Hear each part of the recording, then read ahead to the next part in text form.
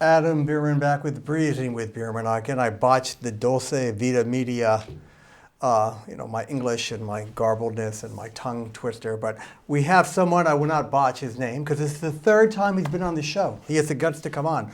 A lot of women won't come on my show, but you're not a woman anyway. Well, I make comments he probably hasn't watched it. Bra sizes. Andrew Koontz, third time on the show. Andrew Koontz was a Princeton Borough Council member. He personally helped reinvigorate Princeton's parks. He cleaned up the Washington Monument in front of this old Borough Hall. And he's been serving as a Mercer County Freeholder since 2011. And this county continues to grow thanks to he and Sam Frisbee and, of course, Brian Hughes. Today, we want to talk about two main points, if we may. One, sure. The prison, the Mercer County prison, and two, the airport, and then anything else. First, a lot of flack about the prison. Can you give the background and what's going on with the Mercer County prison? First, I just want to say how delighted I am to be on this show for the third time. I can remember the first time I was on the show back in 2004 when we were actually talking about lighting the Battle Monument. It was nice to walk down here, and at this time, the lights are heating up and we'll be seeing the Battle Monument again. So it's great to see how this show has grown, and just thanks for having me again. Thank you. Absolutely. The Corrections Center has become a hot topic in the county that really started heating up a little over a week and a half ago when the county executive, Brian Hughes, Princeton resident, came to the Freeholder board and announced a proposal that basically is to move, administration proposal to move many of the inmates, about 600 or plus inmates from the Mercer County Correction Center up to Hudson County Jail, and presented the Freeholder Board with a contract with Hudson County to affect that change. And the Freeholder Board has been working very diligently to learn as much as they can about the proposal and check out the facilities at Hudson County Jail and really try to evaluate the proposal in terms of what it can mean in cost savings for Mercer County versus the effect it's going to have on families who, both of corrections officers and staff at the Mercer County Corrections Center, jobs, and basically, inmate advocacy. What does this do to folks who are in our jail, who there's family visitation, and Hudson County Jail is in Kearney, and it's an hour away. So there's a lot to look at. Humanitarian thing. This is why your job's so hard. Before, whether you're right or wrong, I couldn't pass algebra. How do you get help with these numbers and stuff? And then you're getting denounced in the press by unions. I've talked to some union people, and they say that not you personally, but this is a horrible idea. You're making up numbers. I mean, that's basically saying you're full of shit. Let's be honest. Well, I think that we do have some expectations from the administration to really supply the Freeholder Board with numbers that will hold up to scrutiny that would make sense. I think we're going to need to see a strong financial advantage for the Freeholder Board. It's not a done deal. So it's not a done deal. No, it's not a done deal yet. It's not a done deal until the Freeholder Board votes on the proposal, and it's not a done deal until they approve it. And I don't think we're at that moment now where the Freeholder Board is ready to have a vote on this particular contract. We're still playing catch up here. What's the problem with the current facility exactly? Well, I think that's actually the easiest question to answer. Mercer County Corrections. I'm a softball pitcher. Okay. Mercer County Corrections Center was never designed for the use that it has today. It is an old facility. It is not in good condition. And we're spending millions upon millions of dollars just to keep basically the roof on the structure at this point. That's the age. Some of the facility dates back to 1840. So it's eating money. It's nickel and diming you. It's eating money, and it does need to be replaced.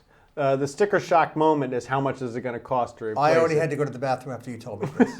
It's 400 to 500 million to build a new one. Right. That's the county, us. Right. That would be the county. We don't even really have the kind of bonding authority to finance that kind of money. And to make matters even more complex, it is not probably a good idea to rebuild it at the same site. up that far up in the Hopewell Township, very rural. There's no sewer up there. There's no water. There's not like city water. They're on a well, and they're going into septic. So currently, we can't run laundry up there. We can't wash dishes. Food is being brought in. Prisoners eat out of styrofoam clamshells. Well, the cost to make a building. Yes. I mean, I was. But then you would also have to fight someone to build it someplace new, even if you had the money.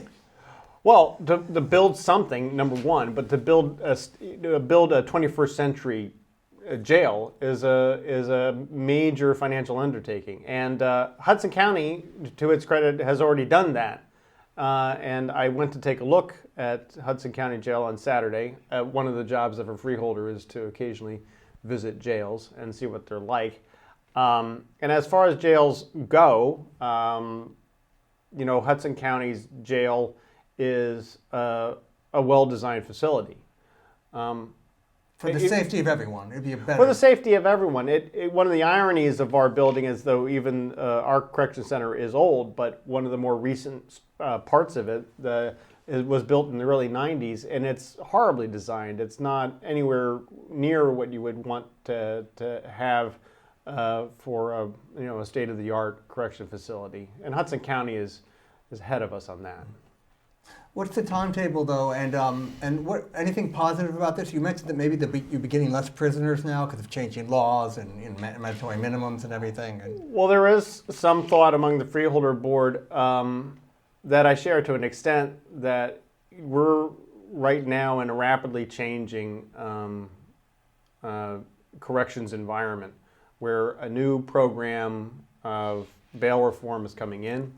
We're not entirely sure what the shape of that bail reform is going to be, how well it will be administered by the state. There's an expectation that overall inmate populations throughout the state will go down because more minimum risk inmates will be not in the facility. They will be handled some other way. Also, if we stop putting people in jail for having pot. Or if a person isn't a flight risk, if a person isn't a risk of a threat to the community, or very low risk on both of those counts, they probably don't need to be sitting around in a jail. And that's really what's at the heart of bail reform, is to try to bring the inmate populations down to lessen costs. So that's what we're facing with the Mercer County Correction Center. Should we take a step now to send our inmates to Hudson County, or should we maybe wait and see on what kind of effects bail reform is going to have? Where will our numbers go to? Maybe there are correctional facilities that are closer than Hudson County that will suit our needs. And so wait to see how it evolves. So the question that we have for the administration and for the Hughes administration is why now? What's the hurry? Gotcha. What kind of shape is Trenton State Prison in? Well, that's I don't know, and really this is where the county correctional jail facility and a state prison, there's differences. A county correctional facility, for the most part, the inmates there are being held awaiting trial. Inmates that are in a prison have been sentenced to serve their time. And they're serious felons a lot in Well, no, it's a distinction between before trial and after trial. So after trial, for the most part, if you've committed a state-level offense, you're going to be sentenced to a state facility and you're out of the county correction center. Right. If you're awaiting trial, you're in a county correction center awaiting your trial. And you have to deal with gang guys who might want to beat you up there. I'm just hoping that we don't have to replace Trenton State Prison, because that would be a lot of money hardcore too. people. Okay, let's go to a nicer the airport, Trenton Airport. First, we have to thank Freeholder. I can't pronounce his last name, my Italian side. The Freeholder who said, let's hold on to this airport. Let's not get rid of it. We're going to need it. Well, I think the Freeholders, there's been a very minimum of dissent about that over the years. I think Freeholders have the Freeholders of Mercer County historically have supported having an airport. And keeping it, not selling and the land keeping it, right. during its fallow years. And it's only very recently with the arrival of Frontier Airlines that we've actually seen the airport start to live up to its potential. Is that because flights are going south instead of north more? Well, I think we finally got a carrier in there that really has a good business plan and knows how to run an airline in a very efficient way and goes places that people here in Mercer County want to go. Second question. And they're not spending all the county's money. They put their own money in too. You guys negotiated with them and said, we want you to help stay here. Well, there's fees that we collect. This is all, in terms of the carrier, we're not paying them anything. They pay to use our facility, and they pay fees to us every time one of their planes touches down and takes off. Cool.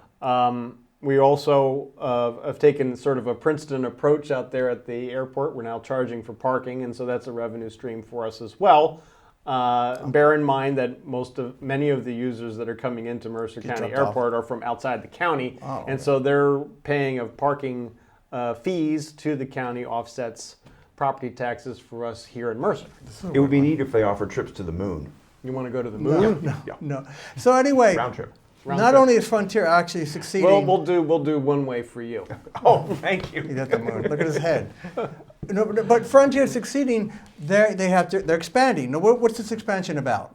Post 9/11 expansion at Frontier Trenton Airport. Well, it's not really. Let me clarify. What we're really talking about there is the terminal is inadequate, really, for even the amount of use it's getting now. There isn't a potential at Mercer right now that if another carrier wanted to use our airport, another commercial carrier wanted to use our airport, that we would have room for them. Also, there's not even room within the facility as it is now to handle baggage claims. So we have that in a temporary outdoor structure next to the terminal.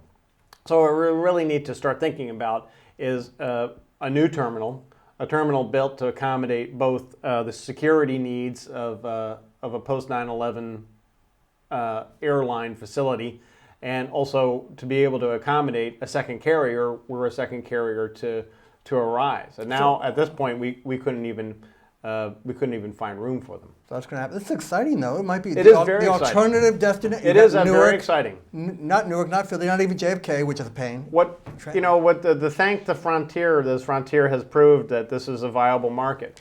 A number of the other carriers that were in, I think it always has been a viable market.